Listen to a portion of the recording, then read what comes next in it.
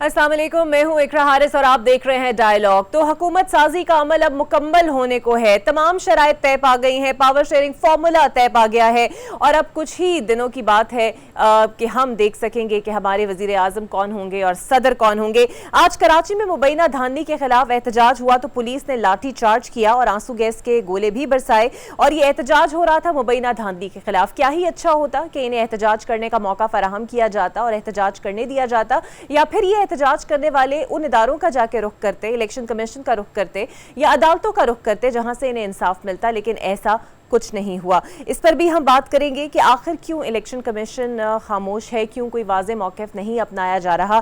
साथ ही साथ हुकूमत साजी पे होने वाली पेशरफ पर भी बात करेंगे। सेनेट के इंतखाब से पहले वज़ीर आज़म के इंतखाब के फौरी बाद सदर के इंतखाब के अचानक फैसले को भी ज़ेरे बहस लाया जाएगा। मेरे साथ मौजूद होंगे मुस्लिम लीग नून के सीनियर रहनुमा है खुर्रम दस्तगीर साहब, वो भी हमें ज्वाइन करेंगे। खुर्रम साहब, मैं आपकी जानिब आऊँगी, लेकिन सबसे पहले मैं चाहती हूँ कि हमारे देखने वाले और आप सुन भी लें कि बिलावल भुट्टो जरदारी ने कुछ खास बात कही। देखते हैं।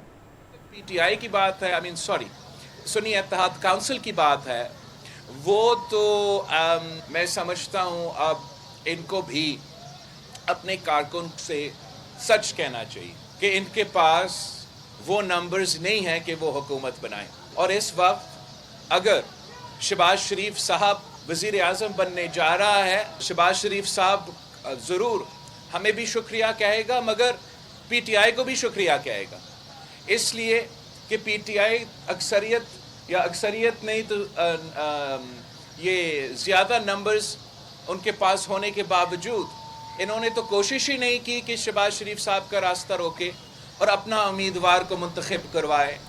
तो बिलावल कहते हैं कि पीटीआई का भी शुक्रिया अदा करना चाहिए मुंतखब होने वाले वजीर आजम जो कि हो जाएंगे शहबाज शरीफ साहब। खुर्रम दस्तगीर साहब, तो क्या शुक्रिया अदा करेंगे शहबाज शरीफ साहब पीटीआई का? जी, शुक्रिया तो नहीं अदा करेंगे, लेकिन उनको ज़रूर याद करवाएंगे कि उन्होंने उनको बहुत एक खुले दिल से पेशकश की थी आज से कोई 10 दिन पहले कि अगर वो हुकूमत साजी करना चाहते हैं तो मैदान खुला है। लेकिन अब ये सुन्नी इत्तेहाद काउंसिल नामी जो जमात है, उनकी तो सियासत का जो महवर ही ये है कि उनके अलावा सब लोग या तो गद्दार हैं या काफिर हैं या डाकू हैं, तो लिहाजा वो किसी से हाथ नहीं मिलाएंगे। तो ये जो अमल है ये जमहूरियत के लिए भी अच्छा नहीं है और मुल्क में जो मुतशद्दिद रवैये हैं 9 मई और उसके बाद का जो मंजरनामा है, तो यहाँ उनकी खुद एक चॉइस थी, तो बार उन्हें याद कराना जरूरी है और उन्हें यह भी कहना जरूरी है, जो याद कराने से अहम है कि कौमी असम्बली में अगर वो एक बेहतर अमल का मुजाहरा करेंगे तो फिर मामलात बेहतर तरीके से आगे चल सकते हैं। हमारे लिए उनसे बात करने में कोई चीज़ अमर माने नहीं है कि अपोजिशन से बात ना की जाए और उनसे कानून साजी पे मुख्तलिफ मामलात पर मदद भी तलब की जाए। लेकिन अगर वो इसी किस्म के मुतशद्दिद रवैये रखेंगे या जिस तरह हुकूमत में होते हुए 2021 में बजट के वक्त उन्होंने वफाकी वज़रा ने डेस्कों पर चढ़कर लीडर ऑफ द अपोजिशन को बजट की भारी किताबें जो हैं वो मारी थी, अगर वो तरीक़ेकार होगा तो हालात जो है मखदूश होंगे। लेकिन अगर वो उनमें कुछ समझ और मतानत आई है इस सारे वाक़ये के बाद तो फिर मामलात अच्छे चलेंगे। अच्छा खुर्रम साहब, आपके ख्याल में क्या वजह हो सकती है कि पीटीआई या फिर सुन्नी इत्तेहाद काउंसिल ने कोशिश ही नहीं की कि वो कोई संजीदा कोशिश करें हुकूमत बनाने की? क्या उन्हें इस बात का तदारुक है कि अगर वो करेंगे भी तो कामयाब नहीं हो पाएंगे? जी बिल्कुल, उन्हें ये एहसास हो गया था। और दूसरा ये है कि मैं फिर इसकी तरफ तवज्जो दिलाऊंगा कि उनकी सियासत का महवर जो है वो गवर्नेंस नहीं है, हाकमियत और डिलीवरी नहीं है। वो समझते हैं कि वो इस किस्म की जो एजिटेशन है या इंतशार और खलफशार फैलाकर अगले इंतखाबात में इससे भी बेहतर पोजीशन में आ सकते हैं।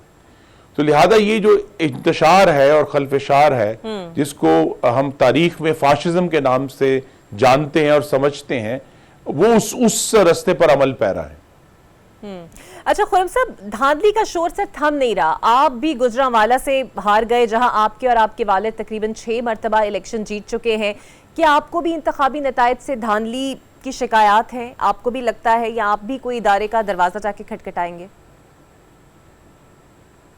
जी, मुझे ज़रूर शिकायत हैं, लेकिन हम बजाय ये कि हम आकर एजिटेशन करें, हम इदारों का दरवाज़ा खटखटाएंगे, अदालतों का दरवाज़ा खटखटाएंगे और सबूत और शवाहिद से बात करेंगे।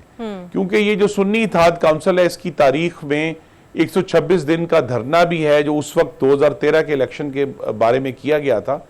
लेकिन आपके नाजरीन में से अक्सर ये भूल गए हैं कि 2014 के धरने के बाद 15 के आगाज में एक बड़े तवील सुप्रीम कोर्ट में तफ्तीश हुई थी 2013 के इंतखाबात की, और ये इन्होंने कहा था सुन्नी इत्तेहाद काउंसिल वालों ने कि जी हम जो है वैगने भर भर के कागज लाएंगे, लेकिन सुप्रीम कोर्ट ने वो सब रद्दी कर दी और कहा कि कोई मुनज़्ज़म धांधली के शवाहिद नहीं मिले। तो इनका ये जो एजिटेशन है या ये उनका जो इस वक्त इजहार है बगैर सबूत और शवाहिद के, वो वैसा ही है जैसा 2014 में था। अच्छा खुर्रम साहब, अब चूंकि मरकज़ में शहबाज शरीफ साहब आ रहे हैं, पंजाब में मरियम नवाज साहिबा होंगी, so what would be the role of Mian Nawaz Sharif? मैं देख भी रही थी, बहुत सारे मुख्तदिर हलकों में ये बातें हो भी रही थी। खुद मुस्लिम लीग नून के ही रहनुमा जावेद लतीफ़ साहब, उन्होंने भी कहा कि मियां साहब खुश नहीं हैं और उनके साथ जो है वो धोखा किया गया है। सर, तो किस किस्म का धोखा और फिर उनका अब रोल क्या होगा इस सियासत के अंदर? मुस्लिम लीग नून के कारकुन, जिनमें मैं भी शामिल हूँ, हम सब की एक मुतफ़िक़ा राय थी और है कि हमारे कायद मोहम्मद नवाज शरीफ को ही वज़ीर आज़म बनना चाहिए।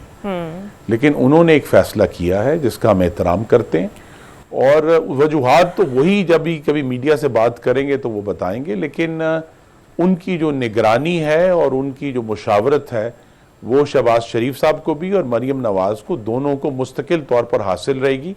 और बिलाशुबा उनका तजर्बा बतौर वज़ीर आला पंजाब भी है और बतौर वज़ीर आज़म भी 3 दफ़ा वो रह चुके हैं, तो लिहाजा उनसे ज़्यादा इस वक्त तजर्बाकार कोई शख्स नहीं है जो ये दुरुस्त मशवरे दुरुस्त वक्त पर दे सके। अच्छा, ये बताइएगा खुर्रम साहब, अब दोनों जमातों में यानी पीपल्स पार्टी और नून लीग में पावर शेयरिंग फार्मूला तय हुआ है। वजारतों में तो वो नहीं बैठेगी, लेकिन आसिफ अली जरदारी सदर मुंतखब होंगे। लेकिन ये अचानक सेनेट इलेक्शन से पहले सदर के इंतखाब का क्यों सोच लिया गया? आसिफ जरदारी सदारती उम्मीदवार तो है ही और बन भी जाएंगे, तो सर जल्दी क्यों? जी, ये भी चूंकि पीपल्स पार्टी का इसरार है कि फौरी तौर पर ही सदर का इलेक्शन करा दिया जाए। गालिबन चूंकि उन्होंने वजारतें नहीं लेनी, तो वो चाहते हैं कि उनकी जो वफाकी हुकूमत में हैसियत का तयन है वो जल्द अज जल्द हो जाए, वरना सैनेट के इंतखाबात भी कोई ऐसा फिगर नहीं है, बल्कि पहले से बेहतर नताइज की तवक्को थी। लेकिन बाहर उन्होंने एक फ़ैसला किया है और उस पर हम इंशाल्लाह आगे बढ़ेंगे। अच्छा खुर्रम साहब, आपको लगता है कि जहाँ पर ये मखलूत हुकूमत बन जाए वहाँ पर इश्यूज़ और चैलेंजेस भी बढ़ जाते हैं? जो भी नई हुकूमत अब बन रही है, मुस्लिम लीग नून की बन रही है, सो आपको बड़ी ग्रेव चैलेंजेस का सामना करना पड़ेगा, जिसमें इकॉनमी भी है, जिसमें आपको आकर ही बजट भी देना है, आपको IMF से भी डील करना है। इन सारी बातों के साथ do you think that it would be possible for PMLN to react without having the pressure of Pakistan Peoples Party? Sir ji, Pakistan Peoples Party को जो पाकिस्तान की इस वक्त मखदूश मुआशी सूरत हाल है वो उससे अच्छी तरह आगाह हैं। चंद महीने पहले तक आपको मालूम है कि वो 9 अगस्त 2023 तक काबीना में शामिल थे, पार्लियामान में मौजूद थे। तो हालात जो हैं उसके बाद कुछ ज़्यादा बदले नहीं हैं पाकिस्तान की इकॉनमी के। तो उनको भी मालूम है कि महंगाई को रोकने के लिए बिजनेस एज यूजुअल पॉलिसी से काम नहीं चलेगा। जब IMF से हमने दोबारा मुआहदा करना है तो बिजनेस एज यूजुअल जिस तरह हम पाकिस्तान के बजट बनाते रहे हैं उससे मामला नहीं चलेगा। तो उनको भी इदराक है और हमारी तवक्को यही है कि ये जो बजट आ रहा है उसके अंदर वो सियासत को थोड़ा बालाए ताक रखते हुए, जो कौम का इस वक्त मफाद है उसको सामने रखते हुए हमें मुकम्मल सपोर्ट देंगे ताकि हम फिर महंगाई को रोक सकें। असल मकसद तो वो है कि पाकिस्तान में रहने वालों के लिए महंगाई को रोकना है, बिजली और गैस के बिलों को कम करना है, नौजवान मर्दों खवातीन के लिए नया रोजगार पैदा करना है पूरे मुल्क में। ये वो है। तो अगर ये मुस्लिम लीग नून की हुकूमत जो है वो करने में इंशाल्लाह जब कामयाब होगी तो फिर मुझे ये भी तवक्को है कि गालिबन 1 साल में या कुछ उससे ज़्यादा पाकिस्तान पीपल्स पार्टी भी हुकूमत का हिस्सा बनेगी। सर, आपका भी एक वसी तजर्बा है, वफाक के अंदर आप रहे हैं, आप वजारतें आपके पास भी मौजूद रही हैं। नून लीग के पास कोई मुआशी प्लान इस वक्त मौजूद है? आप समझते हैं कि ये सबसे बड़ा मसला जो मुआशी और इकॉनमी का अब लाहक होगा नून लीग के सामने, जो सबसे बड़ा चैलेंज है, इससे वो निपट पाएगी? जी, सबसे बड़ा चैलेंज इस वक्त महंगाई है, लेकिन उसकी जो बुनियाद है वो ये है कि 2018 से 22 के दौरान जो हुकूमत थी वो सिर्फ 3.25 साल में पाकिस्तान के कर्जों को डबल करके गई, और उसकी वजह से, जिससे हम उर्दू में कहते हैं अफराते ज़र की शरह इस वक्त ऊंची है कि महंगाई कंट्रोल नहीं हो रही। तो सबसे पहले तो हुकूमत को अपनी कारोबार ज़िंदगी चलाने के लिए जो कर्जे लेने हैं उनको कम से कम करना होगा, तभी ये महंगाई घटेगी। और साथ ही IMF को ये भी समझाना है कि जी हम दूसरे जो एवेन्यूज हैं उनको भी एक्सप्लोर करेंगे, जो हम आज की बात नहीं है, लेकिन बहरहाल उसे कहना जरूरी है कि टैक्स बेस को वसी करना है, और जो हुकूमती अखराजात हैं गैर तरक्याती उनमें एक बहुत नुमाया और इनकलाबी कमी करनी है। तो ये 3-4 चीजें बड़ी वाजे हैं जो करने वाली है, और इसीलिए हम कहते हैं कि मुश्किल फैसले हैं, जिनमें एक और फैसला जो पीपल्स पार्टी के साथ गुफ्तगू होगी वो कुछ इदारों की निजकारी का है, जिसके बगैर अब हम आगे नहीं बढ़ सकते। सो इसके ऊपर कोई कंसेंसस हो पाया है अभी आपकी और दोनों पार्टी में निजकारी को लेकर, स्पेशली जो MQM तरमीम चाहती हैं, क्योंकि उनके साथ भी आपके मामलात थोड़े खटाई में पड़े हुए हैं? जी नहीं, MQM के साथ ताल्लुकात बेहतर हैं, और वो अभी लाहौर में शहबाज शरीफ साहब से 2 दिन पहले मिलकर गए हैं, और सबको अंदाज़ा है कि पाकिस्तान की जो मुंतखब क़ियादत है उसके लिए बहुत बड़े बड़े चैलेंजेस हैं, और हम सबको इकट्ठे मिलकर इन्हें निमटना है। और ये नहीं हो सकता कि गलबे में आप हिस्सा लें और मलबे में हिस्सा ना लें, तो लिहाजा गलबा और मलबा दोनों साथ साथ चलेंगे। वो तमाम जमातें जो हुकूमत का हिस्सा हैं या हुकूमत को सपोर्ट करेंगी। अच्छा खुर्रम सर, आज जो सिंध में एहतजाज हुआ उसमें PTI कहीं नजर नहीं आई, हालांकि सबसे ज्यादा धांधली का शोर शराबा तो PTI ने मचाया हुआ है, लेकिन एहतजाज में वो कहीं थी नहीं। जी, इसमें एक बुनियादी बात है जो मैं आपके नाजरीन से भी दरख्वास्त करूंगा आपके तवज्जुह से, वो ये है कि ये नहीं हो सकता कि जिस सूबे में एक पार्टी जीती है वहाँ सूबे में इलेक्शन जो है वो मुनसिफाना हुआ है और बाकी जगह वो ख़राब हुआ है। तो अगर पीपल्स पार्टी ये कहती है कि जी सिंध में इलेक्शन ठीक हुआ है और बाकी जगह पर ठीक नहीं हुआ, मुस्लिम लीग नून जिसने आज स्पीकर के इंतखाब में 225 वोट लिए हैं पंजाब असम्बली में, वो अगर कहे जी सिर्फ पंजाब में ठीक हुआ है बाकी जगहों पे ठीक नहीं हुआ, और जो KP में अगर PTI जीती है, सुन्नी इत्तेहाद काउंसिल नामी जो जमात बन गई है, कि जी KP वाला इलेक्शन मुनसिफाना था बाकी हर जगह खराब हुआ है, तो इस तरह आप पिक एंड चूज नहीं कर सकते। और इसीलिए बजाय ये कि हम ये कहें कि जी पूरे मुल्क में इंतखाब जो है ऐसा हुआ है, जहां जहां किसी के पास शवाहिद और सबूत हैं धांधली के, वो जरूर लेकर इलेक्शन कमीशन के पास जाएं और इलेक्शन कमीशन उन्हें रिलीफ देगा। अच्छा खुर्रम साहब, ज़िमनी इंतखाब पे मुस्लिम लीग नून आपको कहाँ से इलेक्शन लड़वा रही है, कौमी से या सूबाई से? क्योंकि इस वक्त तो पंजाब में मरियम नवाज को भी सहूलत के लिए कुछ सीरियस की ज़रूरत होगी, कुछ फैसला हो पाया है?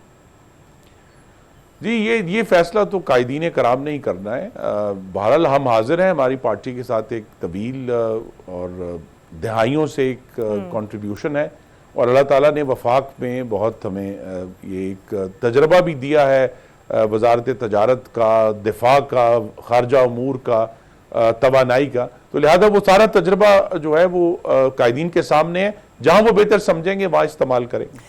सर आखिरी सवाल, अगर मैं गलत नहीं हूँ तो 2002 के बाद आप पहली मरतबा इंतखाब हारे हैं, और गुजरावाला में नून लीग को पहली ये शिकस्त हुई है। इसका सबब क्या है कि इतना मजबूत किला आपसे छिन गया? आपने कुछ रीडिंग तो की होगी इस हवाले से? जी, बहुत रीडिंग भी की है और बहुत सारे मामलात को गौर भी किया है। मैं सिर्फ ये कह सकता हूँ, बजाय ये कि मैं कहूँगी जी पूरा इंतखाब गलत हुआ है, लेकिन NA 78 का जो इंतखाब है उसके ऊपर बहुत गहरे सवालात हैं, और जैसे हम सबूत और शवाहिद इकट्ठे करेंगे तो फिर मैं आपको भी रिक्वेस्ट करूँगा कि आपके ज़रिए मैं वो सबूत और शवाहिद को हम के सामने ला सकूँ। बिल्कुल ठीक, इंशाल्लाह। बहुत शुक्रिया आपका। खुर्रम दस्तक नून लीग के सीनियर रहनुमा हमारे साथ मौजूद है। हमें और भी गेस्ट ज्वाइन करेंगे। सिंध में होने वाली सूरत हाल और MQM का क्या मौक़िफ़ है, इस पर पीपल्स पार्टी क्या सोच रही है, इस पर हम बात करेंगे एक ब्रेक के बाद। Welcome back. बदलती हुई सियासी सूरत हाल पर हमारे साथ बात करने के लिए मौजूद होंगे सीनियर सहाफ़ी और तज्ज़ियाकार इमरान शफकत साहब, जबकि MQM का मौक़िफ़ लेने के लिए ताहा अहमद खान साहब हमें ज्वाइन करेंगे। इमरान शफकत साहब, बहुत जल्दी नहीं बढ़ती जा रही आसिफ जरदारी को सदर मुंतखब कराने के लिए कि सेनेट इलेक्शन से पहले ये फैसला कर लिया गया कि उनका इंतखाब अमल में लाया जाएगा? जी बहुत शुक्रिया आपका। बात यह है कि सदर जरदारी को सदर बनाने की जल्दी नहीं है। सेनेट से के इलेक्शन से पहले बेसिकली ये पुराने जो सेनेट है उसकी जो आधा सेनेट जा रहा है उसके रिटायर होने से पहले ये प्रोसीजर कंप्लीट करना इसलिए ज़रूरी है कि अब सेनेट में जो कह लें कि सीटों की तादाद जो है या कह लें कि पार्टी वाइज पोजीशन बदल जाएगी। तो उस क्योंकि KPK में और जो बलोचिस्तान है वहाँ पर जो इंतखाबात हुए हैं, जो असम्बलियाँ बनी हैं, इनका असर अल्टीमेटली सेनेट के ऊपर पड़ेगा। और सेनेट में गालिबन मुझे ये कहने की इजाज़त दीजिए कि एक सियासी जमात जिसका नाम पाकिस्तान तहरीक इंसाफ है उसकी पोजीशन जो है वो ज़्यादा बेहतर हो सकती है। अच्छा। तो ये एक इम्कानी सूरत हाल है और इस वजह से पहले जो है वो सदारती इंतखाब करवाना जरूरी समझा गया। अच्छा, यानी कि कुछ मामला डाउटफुल लग रहा था कि आगे जाके हालात मुश्किल ना हो जाए। जी ऐसा ही है क्योंकि अभी बहुत सी चीजें उस तरह से हमारी या उनकी तवक्को के मुताबिक ठीक उस तरह से नहीं बैठ रही। चीजें चलेंगी, ठीक हो जाएंगी, लेकिन ये जो प्रोसीजर है वो अडॉप्ट करने की और कोई वजह समझ में नजर नहीं आती। एक इसको अब आप लीगली जो भी कहना चाहें कि जी के पहले सदर का ओहदा जो है वो ऑलमोस्ट खाली पड़ा हुआ है। पहले वो वाला 8 सितंबर को जो था वो विकेट हो गया था या उनकी मुद्दत पूरी हो गई थी आरिफ अलवी साहब की, तो इसलिए बेहतर ये है कि उसको पहले फिल कर लिया जाए। लेकिन सेनेट जो है वो मेजर इशू सेनेट है और सेनेट में जो तरतीब बदलेगी, पार्टी पोजीशन जो भी होगी, ये उसको मद्देनजर रखते हुए किया जा रहा है। ये मेरा गुमान है ये वाला। अच्छा ताहा, MQM को कोई यकीन दहानी मिली है? आपकी टीम लाहौर में मुसलसल 2 रोज से मौजूद भी है, मुज़ाकरात भी हैं, कोई डील आपकी फाइनल नहीं हो पा रही, तातुल आ कहां पर रहा है सर? बिस्मिल्लाहिर्रहमानिर्रहीम। सबसे पहले आपका, आपके चैनल का बहुत शुक्रिया कि आपने हमारा मौक़िफ़ जानने के लिए हमें अपने प्रोग्राम में मदऊ किया। देखिए जी, जितनी अहमद खान साहब की आवाज़ तकनीकी वजूहात की बिना पर हम तक नहीं पहुंच पा रही। हम आपसे सर दोबारा राब्ता, हेलो जी दोबारा सर आपसे राब्ता करते हैं। हेलो जी ताहा साहब फरमाइएगा। जी बिस्मिल्लाहिर्रहमानिर्रहीम। सबसे पहले आपका और आपके चैनल का बहुत शुक्रिया कि आपने हमारा मौक़िफ़ जानने के लिए हमें अपने प्रोग्राम में मदऊ किया। देखिए, जितनी नेगोशिएशंस भी हो रही हैं, जितनी बातचीत हो रही है, उसमें प्रायोरिटी जो हमारी है, MQM पाकिस्तान की है, वो ये है कि अर्बन सिंध, कराची और सूबा सिंध और पाकिस्तान की आवाम के मफाद में हम बात कर रहे हैं और हम चाहते हैं कि हम इस शहर के लोगों के लिए, सूबे के लोगों के लिए और इस मुल्क के लोगों के लिए एक ऐसा काम करवा लें जो पूरे पाकिस्तान के लोगों के लिए सूदमंद साबित हो। हमारे पास हम प्रपोज 3 आइनी तरमीम हैं जो एम्पावर्ड लोकल गवर्नमेंट के ऊपर हैं और जिसमें 3 पॉइंट्स हैं जिस पे हम बात कर रहे हैं और हम चाहते हैं कि अगर ये तीनों कॉन्स्टिट्यूशनल अमेंडमेंट्स अप्रूव हो जाती हैं तो ना सिर्फ कराची का बल्कि पूरे पाकिस्तान का मसला हल हो जाएगा। एक आम आदमी को अपने मसाइल का हल कराने के लिए किसी वज़ीर आला हाउस का दरवाज़ा खटखटाने की ज़रूरत नहीं है। उसके गली मोहल्ले का काउंसलर, उसका UC चेयरमैन उसका मसला हल कर सकेगा। तो ये we are not demanding it just for Karachi, it will be effective for whole Pakistan. तो हम ये चाहते हैं कि ये जो हमारी आईनी तरमीम हमने प्रपोज की हैं ये अप्रूव हो जाएं, ये अप्रूव तो वो तैयार है सर इस आईनी तरमीम में? कोई वजह कोई वो तैयार है आपकी डिमांड्स को मानने के लिए तैयार है? क्योंकि पीपल्स पार्टी मेरा नहीं ख्याल वो चाहती है। PMLN ने इलेक्शन से पहले जब हमारी उनसे बातचीत हुई थी और हमने प्रपोज किया था तो उन्होंने इसको बड़ा अप्रिशिएट किया, बल्कि इन आईनी तरमीम को उन्होंने अपने पार्टी मंशूर में शामिल किया। और हमने एक बहुत बड़ी कॉन्फ्रेंस की थी जिसमें हमने दानिश्वरों को, तमाम लोगों को, सियासी अकाबरीन को, पॉलिटिकल वर्कर्स को, तमाम सियासी जमातों को बुलाया था और कहा था कि बताइए कि क्या ये फार्मूला किसी शहर, किसी मुल्क, किसी सूबे के लिए किसी तरह से भी नुकसानदेह है।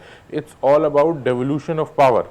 अगर आप 18वीं तरमीम की रूह को देखें तो it's all about devolution of power, but unfortunately जिस तरह से उसको इम्प्लीमेंट किया गया है तो वो अकोमुलेशन ऑफ पावर हो तो गई सर फिर है। अब नून लीग क्या आज कहती पूरे है, सूबे मानेगी का आपकी इख्तियार तरमीम की एक दरख्वास्त? आदमी के पास है। आप मुझे ये बताइए सर, अब नून लीग क्या कहती है, आपका स्टांस मानने पे तैयार है? उस पे we are still in negotiations और हमारी उनसे मुसलसल बातचीत हो रही है। हमारी उनसे हमारा स्टांस ये है कि हमारे लिए टॉप प्रायोरिटी ये है, हमारे लिए ना वजारतें टॉप प्रायोरिटी हैं, ना हमारे लिए कोई और अगर ये top नून priority लीग है। मानने से हमारे इनकार कर देती है, क्योंकि आप जानती है ना कि उनका सबसे बड़े स्टेक होल्डर वफाक में पाकिस्तान पीपल्स पार्टी है और शायद उन्हें तहफुजात हैं आपकी इस तरमीम वाली दरख्वास्त पर, तो अगर नून लीग नहीं मानती तो फिर आप लोगों का लाएअमल क्या है? देखें, हम ये कहते हैं कि अगर किसी को इससे इख्तलाफ है तो दलील दे, हमें ये बताए कि ये किस तरह से नुकसानदेह है, क्या वजह है। या तो क्लियरली बताएं कि जी हमारा सेल्फिश इंटरेस्ट है, हम नहीं चाहते कि लोकल गवर्नमेंट एम्पावर हो और वज़ीर आला के पास से इख्तियारात नीचे जाएं और फंड्स जो हैं वो डिवॉल्व हों और लोगों के काम हों। अगर ये वाली बात है तो आदमी खुल के बात करे ताकि फिर एक्सपोज हो पब्लिक के सामने, दुनिया को पता चले। खुल के बात करनी होती 2 दिन से तो आपको लटकाई जा रहे हैं। नहीं, हम सिर्फ ये कह रहे हैं कि दलील दे दें। जैसे पॉलिटिक्स होती है, हम डिफरेंस ऑफ ओपिनियन को भी रिस्पेक्ट करते हैं। हम ऐसा नहीं है कि जो बात हम करें हम समझें कि वही सही है। हम कोई खुदा ना खास्ता ईगोइस्टिक लोग नहीं है, लेकिन हम ये कहते हैं कि डिफरेंस ऑफ ओपिनियन करें बट लेकिन दलील देने आपको बताया जाए। बिल्कुल ठीक है सर, मेरे साथ ही मौजूद रहिएगा। बिल्कुल सही, मेरे साथ ही मौजूद रहिएगा। इमरान शफकत साहब, आपको लगता है पीपल्स पार्टी अब चूंकि जारी बात है मेजर स्टेक होल्डर है वफाक की, पावर शेयरिंग फॉर्मूला उस तरह तो तय नहीं पाया, लेकिन उनकी सपोर्ट के बगैर तो नून लीग नहीं चल पाएगी, तो एमक्यूएम के मुतालबात मानने की पोजीशन में है सर नून लीग? मेरा ख्याल है कि मान लेने चाहिए, और कोई भी पॉलिटिकल पार्टी जो पाकिस्तान जिस नहज के ऊपर पहुंच चुका है, कोई भी हुकूमत जो है वो ये नहीं चाहेगी कि एक कोई सियासी जो खींचातानी कह लें आप इसको, या सियासी मुखासमत या सियासी महाजराई जो है वो बढ़े और मुल्क जो है वो अनस्टेबिलिटी की तरफ जाए। ये अफोर्डेबल नहीं है अब, लिहाजा सबको मिलके चलना पड़ेगा। और जो जायज़ मुतालबात है, जिस तरह तला साहब कह रहे थे कि हम तो बात दलील के साथ कर रहे हैं, अगर किसी के पास काउंटर आर्गूमेंट है, इससे बेहतर कोई सिस्टम है या इसमें उनको कोई खामी नजर आती है तो वो बताएं। बड़ी जायज़ बात की है इन्होंने, और इससे पब्लिकली कोई भी पार्टी जो है वो बिट्रे या पीछे नहीं हट सकती। ये इतना पॉपुलर स्टांस है क्योंकि ये बात बड़ी जस्टिफाइड है। लोकल गवर्नमेंट्स के बगैर जो ना तो जमहूरियत आगे बढ़ सकती है ना मुल्क आगे बढ़ सकता है, इसमें भी कोई शक नहीं है। तो लिहाजा मुझे ये लगता है कि 2 वजूहात हैं। एक तो इस बात में बड़ा दम है, इस मुतालबे में बड़ा दम है, और दूसरी वजह ये है कि एक सियासी अदम इस्तेहकाम शायद ये मुल्क, ये गवर्नमेंट अब अफोर्ड नहीं कर सकती, जिसका इदराक ना सिर्फ पाकिस्तान की पॉलिटिकल पार्टीज को है बल्कि उनको भी है जो पाकिस्तान की पॉलिटिकल पार्टीज या लोकल जो सिविल गवर्नमेंट से होती हैं, उनको उनके साथ जिनकी ताउन रहता नहीं है। मैं हर तरह की जो सरकार है मैं उसकी बात कर रहा हूँ। तो सबको इदराक है इस चीज का कि अब बचत का रास्ता सिर्फ यही है कि पॉजिटिवली आगे बढ़ा जाए। इमरान तो साहब, जो इस पॉजिटिविटी में रोड़े अटकाएगा, मेरे लिए, मेरा ख्याल है कि उसके लिए जरा मुश्किल हो जाएगा। लेकिन सर, आज जो कुछ हुआ सिंध के अंदर, जब एहतजाज करने के लिए धानली के खिलाफ वहां पर लोग निकले तो उन्हें लाठीचार्ज किया गया, आंसू गैस के शेल बरसाए गए, लेकिन उनकी बात नहीं सुनी गई। एक एहतजाज ही तो था, होने देते। ये रविश और ये रवैया आपको लगता है काबिल कबूल है? हमें देखें, बात ये है कि इकरा हमें एहतजाज करने भी नहीं आते। हम एहतजाज के नाम के ऊपर पता नहीं जिंदगी को मफलूज करके समझते हैं कि हमारी शायद बात सुनी जाएगी। तो इस तरह ये बेसिकली वही एक अदम इस्तेहकाम पैदा करने की एक ये वाले जो एहतजाज हैं उस तरह के होते हैं। मुझे 2014 का धरना वो कोई एहतजाज था या उस टाइप के जो एहतजाज होते हैं उनको एहतजाज कहना चाहिए कि आप जिंदगी को मफलूज कर दें, आप जो है वो रियासत को एक ठहरे हुए पानी की शक्ल दे दें। इस तरह नहीं होता। इस तरह अब वो ये दौर थे जब हो गए।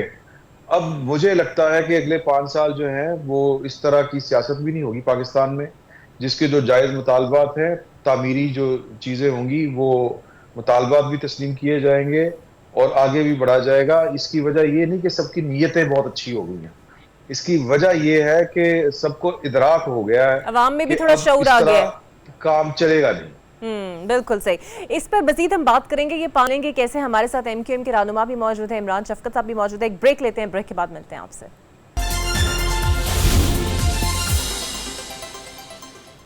Welcome back. मेरे साथ मौजूद हैं ताहा अहमद खान साहब MQM के रहनुमा और इमरान शफकत साहब सीनियर सहाफ़ी तज्ज़ियाकार। ताहा साहब, MQM को गवर्नरशिप और तीन वजारतें भी मिलने की बातें हो रही हैं, क्या आप सिंध हुकूमत में शमूलियत के लिए भी बात कर रहे हैं?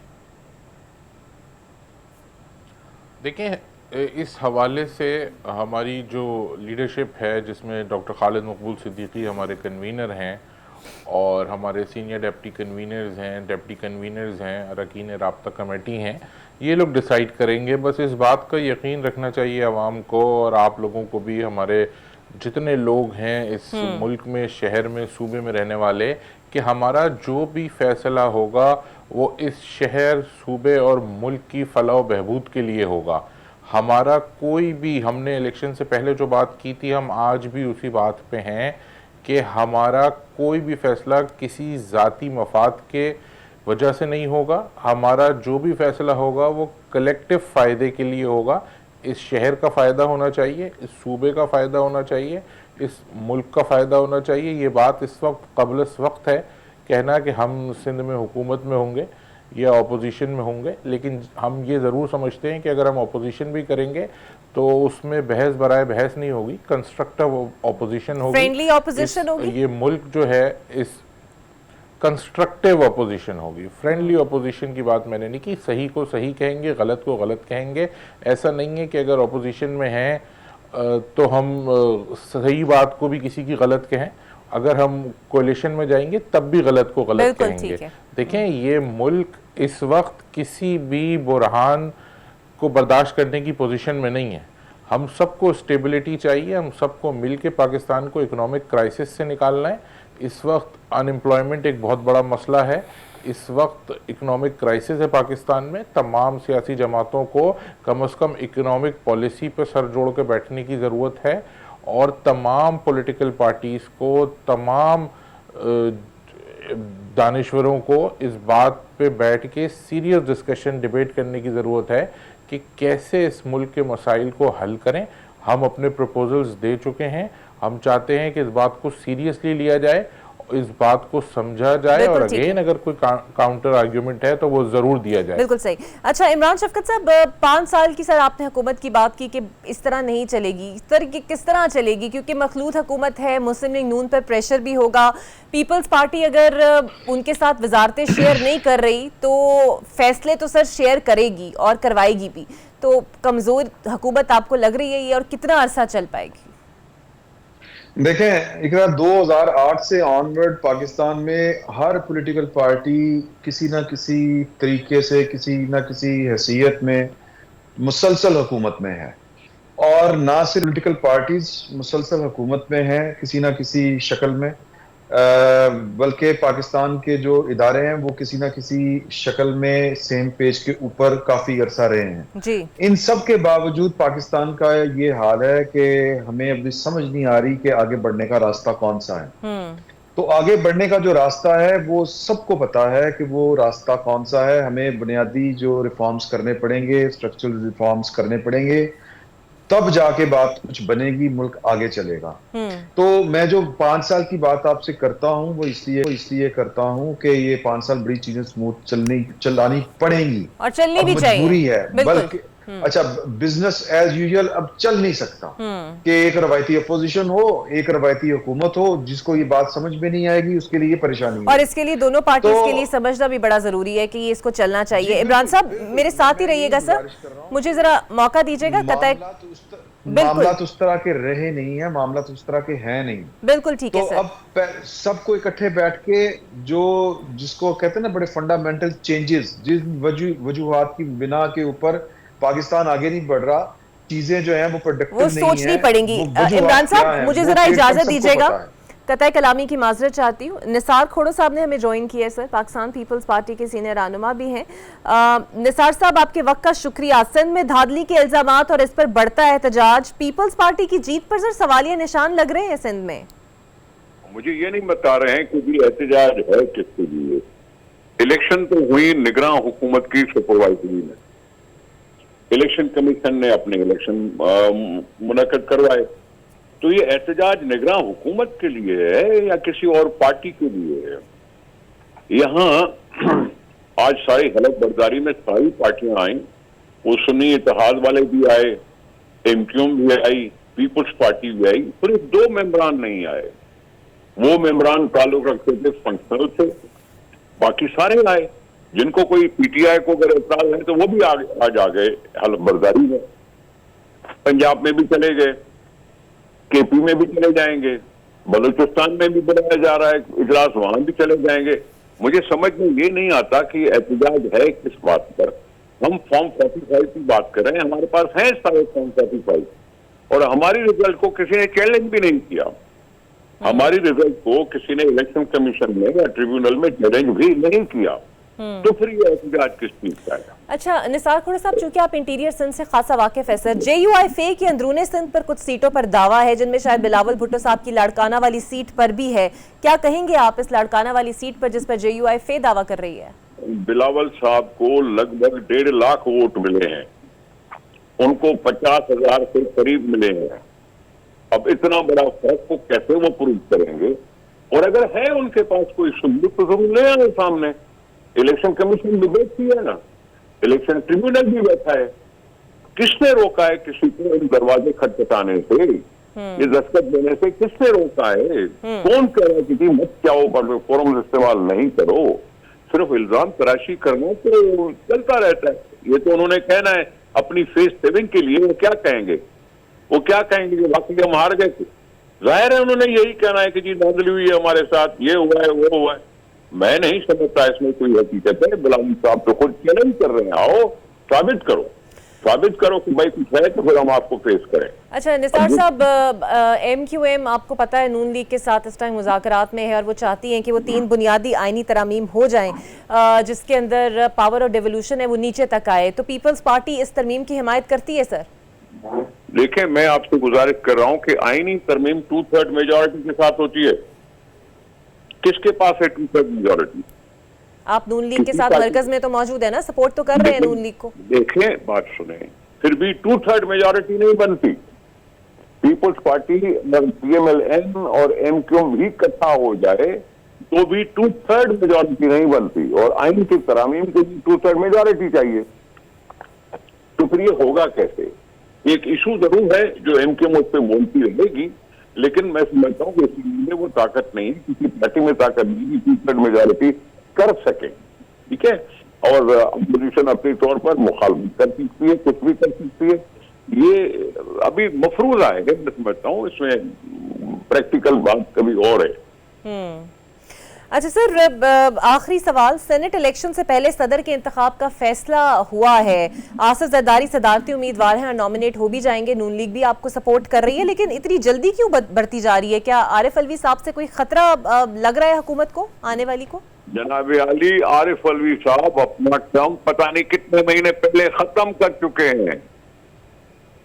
आरिफ अलवी साहब का जो टर्म था वो 4-5 महीने पहले खत्म कर चुके हैं। वो ऐसे एडहॉक बेसिस पे बैठे हुए हैं। इसलिए प्रेसिडेंट की इलेक्शंस नहीं हुई क्योंकि इलेक्शंस नहीं हुई थी। अगर सूबाई असेंबलियों की इलेक्शन पहले हो जाती तो अलवी साहब पहले ही से चले जाते। अभी इलेक्शंस हुई हैं, चारों सूबाई असेंबलियां वोट देती हैं प्रेसिडेंट को, सेनेट भी देती है, कौमी असेंबली भी देती है। ये सारी मर्ज़े वजूद में आ जाएंगी, तो इस वजह से 9 तारीख को रखा गया है, क्योंकि 12-13 तारीख के बाद तो सेनेट पे रिटायर हो जाएगी। आधे मेंबर तो रिटायर हो जाएंगे, फिर दूसरे मेंबर चुने जाएंगे। इसलिए 9 तारीख रखी है। इलेक्शन कमीशन ने रखी है, इलेक्शन कमीशन ने रखी है। उनको पता है इलेक्शन कमीशन को कि आरिफ अलवी साहब का टर्म तो पता नहीं कितनी पहले खत्म हो चुका है। मुझे कोई उजलत नहीं है, जरदारी साहब को कोई उजलत नहीं है। उजलत इसलिए है कि आरिफ अलवी साहब अभी एडहॉक बेसिस पे बैठे हुए हैं, वो हकीकतन प्रेसिडेंट नहीं है।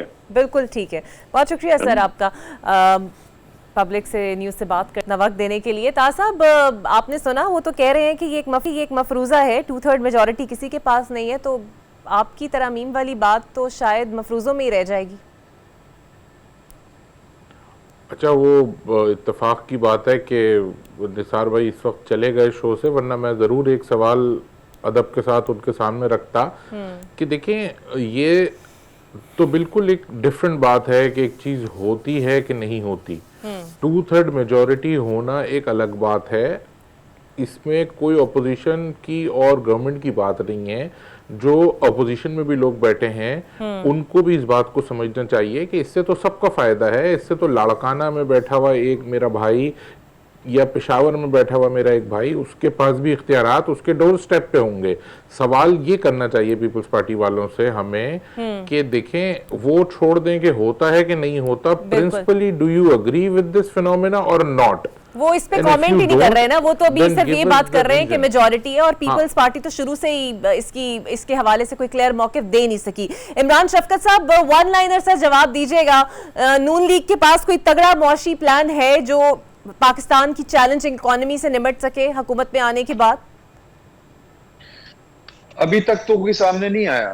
अभी तक तो जो है वो मंशूर जिस तरह का आया था उनका, वो यानी हम ये करेंगे, हम वो करेंगे, लेकिन प्रैक्टिकली जो है वो जब इनकी हुकूमत फॉर्म होगी तो इनको सरेदस्त तो IMF का प्रोग्राम लेके उसके मुताबिक चलना है और बजट देना है। बिल्कुल, बाकी बातें बात की हैं कि वो क्या लेके आते हैं, क्या करते हैं। अभी तो जो इनको बजट बनाना है वो भी मेरा ख्याल है तैयारी तो हो चुकी हुई है, वो भी तैयारी है और पीपल्स पार्टी की मुशावरत से सपोर्ट के बगैर तो बनना भी मुश्किल है। बहुत शुक्रिया इमरान शफकत साहब आपका, बहुत शुक्रिया ताहा खान साहब आपका और आपके वक्त का। देखना यही है कि आने वाली हुकूमत के लिए जितने भी ज्यादा बड़े चैलेंजेस हैं, किस प्लानिंग के साथ ये हुकूमत मर्ज़ वजूद में आएगी और अवाम के मसाइल का हल लेकर आएगी। अल्लाह हाफिज।